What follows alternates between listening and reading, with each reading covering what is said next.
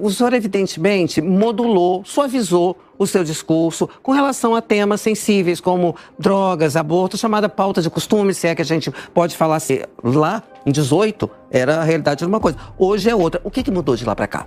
Eu acho que o que mudou mais, Dora, é que eu sou candidato a prefeito. E esses temas são temas nacionais, do parlamento, do judiciário, do Supremo, da presidência da República. O que um prefeito pode fazer, por exemplo, em relação a aborto, é cumprir a lei, pura e simplesmente. O pensamento a respeito. Não. Eu perguntando sobre o pensamento, não sobre a ação que o senhor teria. É que numa eleição municipal, e eu tenho me pautado muito nisso, a gente ficar discutindo numa cidade que é a mais rica da América Latina, que tem uma janela de oportunidades incrível, que tem uma desigualdade tremenda que a gente estava falando aqui.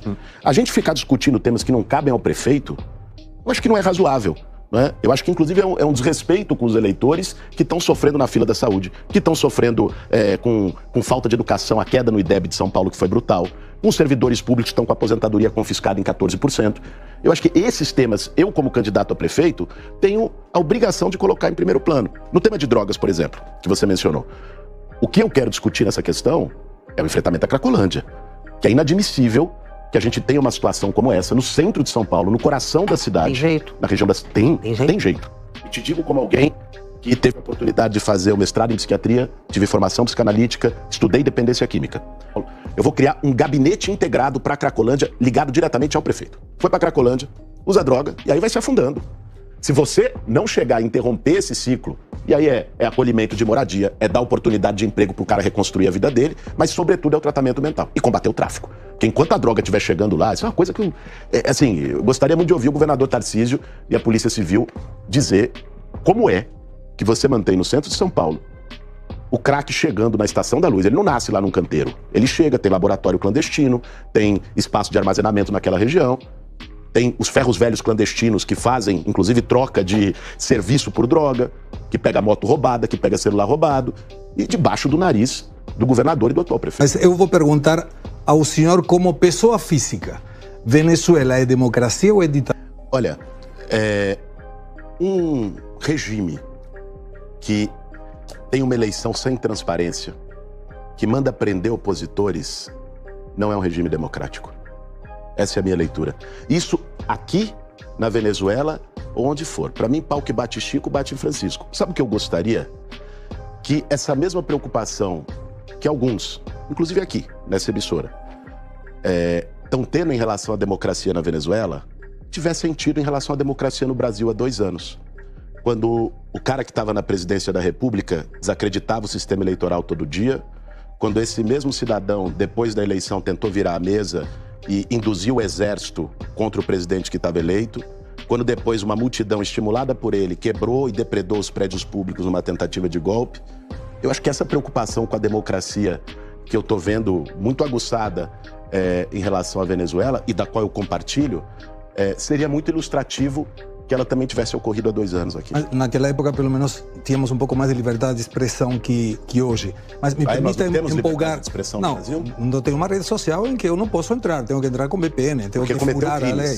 Porque cometeu crimes. Não quero entrar nesse assunto, mas quem comete crime não está exercendo liberdade de expressão. Está cometendo são crime. Opiniões e o que interessa é a sua opinião, não a minha. Mas em termos desse comentário sobre o dia 8 de janeiro, e me permita um vínculo. Em 2017 teve exatamente a mesma questão. 50 pessoas feridas, 7 pessoas detidas. Um moço, um jovem, inclusive tem uma mão decepada, pedindo fora Temer, depredando o prédio e indo contra os servidores públicos que guardavam a segurança do Congresso e dos ministérios. Naquele momento foi considerado uma reunião política. Mas pedia a mesma coisa. Fora Temer, agora seria um fora Lula, e teve depredação também. Qual a diferença entre um e outro? Por que agora é golpe de Estado e naquele momento era uma reunião política? Eu fico perplexo com a sua pergunta. Francamente, para mim é inacreditável que um jornalista, uma emissora qualificada em rede nacional, faça uma pergunta dessa natureza. Porque me interessa a sua opinião, por isso claro, vou dar. Mas assim, na pergunta eu já contei uma mentira absurda de querer equiparar uma manifestação feita na esplanada dos ministérios com o quebra-quebra generalizado que destruiu o plenário do Supremo, que destruiu metade da Câmara dos Deputados, que depredou o Palácio do Planalto. Incendiados, não é verdade, você está mentindo. Não é verdade. Não sei se você estava no Brasil essa época. Não, eu moro aqui há 42 anos, sim, estava, claro. Mas não é fato, não procede. Bom, chegamos à metade aqui da nossa conversa. Rapidamente, Segré, vai lá você primeiro, então, depois já abro espaço para você, Amanda. Sim, como o candidato me chamou de mentiroso, então eu preciso ter o direito a replicar. Você sabe que como jornalista e como professor universitário sempre nos guiamos por fontes que possam ser confrontadas, não por especulações ou pensamentos, que às vezes a gente pode errar. No dia 1º de outubro de 2023, Gazeta do Povo menciona que em 2017, organizados pela CUT, a Central Única dos Trabalhadores, 35 mil pessoas protestaram em Brasília, que era para que o Temer saísse, confrontaram a PM, os manifestantes puseram fogo no Ministério da Agricultura, Cultura, Fazenda, não deixaram feridos, mas todos os prédios da esplanada tiveram que ser evacuados, 50 pessoas foram feridas, 7 foram detidas, ou seja, eu estou lendo e repetindo exatamente o que publicou a Gazeta do Povo. Eu não sou mentiroso. Eu entendo que o senhor esteja nervoso com a minha pergunta, mas eu não inventei. Eu não inventei. Está aqui a fonte. Com mentiras. Não, está aqui a fonte. Aliás, você falou, está gravado, acho que todo mundo que está assistindo assistiu, que eram 7 ministérios queimados, de repente já viraram 2. Não, são 3 aqui, mas todos os prédios tiveram ser evacuados. Teve um menino com a mão dilacerada. Repeti exatamente o que estava aqui. Se quiser dizer que em lugar de 7 eram 3, eu aceito o meu erro. Mas não se trata disso. Mas apenas como me chamou de mentiroso, estou justificando qual é a fonte da minha fala. Por favor, candidato, quer responder?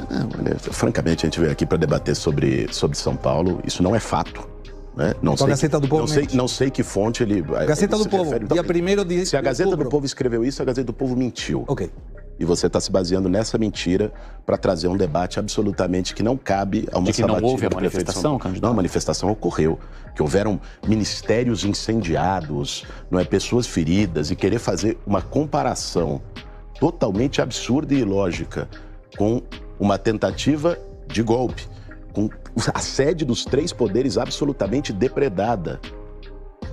Isso é uma coisa que, olha, beira alucinação. Mas, enfim, acho que nós estamos aqui para falar disso. Eu estou em primeiro lugar nas pesquisas há praticamente um ano. Enfrentando a máquina da prefeitura. 600 milhões de reais em propaganda. O que o Ricardo Nunes fez de propaganda, olha, eu gostaria de morar na propaganda do Ricardo Nunes, porque é uma cidade que não existe. Né? Propaganda, propaganda, propaganda. Nós seguimos. Ataques violentos com mentiras, que foram desmascaradas, inclusive, pelo Pablo Marçal nos últimos 15 dias. Me mantive. Então, eu não tenho nenhuma razão para mudar a estratégia. Candidato, mas a esquerda historicamente ocupa esse lugar, então isso não é novidade. Novidade é que o senhor está estacionado, está estagnado, o senhor não está crescendo. Então, como fazer para reverter isso? Porque a gente tem um cenário tão embolado que pode ser, uma das hipóteses, é que a esquerda nem chegue ao segundo turno. Isso seria... Amanda, eu vou chegar para o segundo turno e vou ganhar essa eleição. Escreve o que eu estou te dizendo aqui, dia 29 de outubro a gente conversa sobre isso. Mas não vai mudar a tática, o senhor vai manter essa tática, por exemplo, do voto útil, de dizer, olha o risco de termos 2 representantes da direita, centro-direita no segundo turno. O senhor vai fazer isso? Isso não vai acontecer. Olha, todos os candidatos que estão sentando aqui estão dizendo que, que vão passar para o segundo turno. E todo mundo Eu nunca segundo turno vai estar vi um candidato dizer que não vai ganhar. Vocês fizeram o mesmo Media Trade? Não, hipótese nenhuma. Eu estou em primeiro Todo lugar mundo nas jura. pesquisas. Se você quiser que eu diga uma outra coisa, seria estranho, né? Em primeiro lugar nas pesquisas, né, o candidato que, aliás, há um ano está liderando as pesquisas, com um potencial de crescimento nesse eleitorado que você mencionou, que define na última hora um eleitorado de chegada. Muito alta também, candidato. Sua taxa de rejeição é a mais alta e segue a mais alta. Amanda, você sabe qual era a rejeição do Lula há 2 anos? 45%. Bem maior do que a minha. E a do Bolsonaro? Ele ganhou a eleição e é presidente do Brasil. É porque a do Bolsonaro era muito alta. Eleição polarizada é eleição de rejeições. Entre as grandes cidades. Meio ambiente terá qual prioridade na sua gestão, caso o senhor for eleito? Eletrificação da frota, áreas verdes, drenagem? Conta um pouquinho pra gente. Amanda, prioridade absoluta. Eu acho que a gente está percebendo, quem achava que o aquecimento global era um assunto para os nossos netos, já percebeu, viu o Rio Grande do Sul, tá vendo? Agora nós tivemos a maior chuva da história do Rio Grande do Sul há poucos meses, hoje nós estamos tendo a maior seca da história do Brasil. Isso é muito importante, você tem uma experiência internacionalmente reconhecida, que foi Medellín, na Colômbia, que implantou os corredores verdes na cidade e a temperatura média da cidade reduziu em 2 graus Celsius. Todas as dificuldades, moradia para 15 mil famílias. Quando eu decidi, depois, entrar na vida política e virei deputado federal, o primeiro projeto de lei que eu aprovei foi o das cozinhas solidárias, que serviram já refeições para mais de 2 milhões de pessoas. Bom, candidato Guilherme Boulos do PSOL, obrigado por participar da nossa sabatina. Eu que agradeço. Uma ótima noite, boa sorte.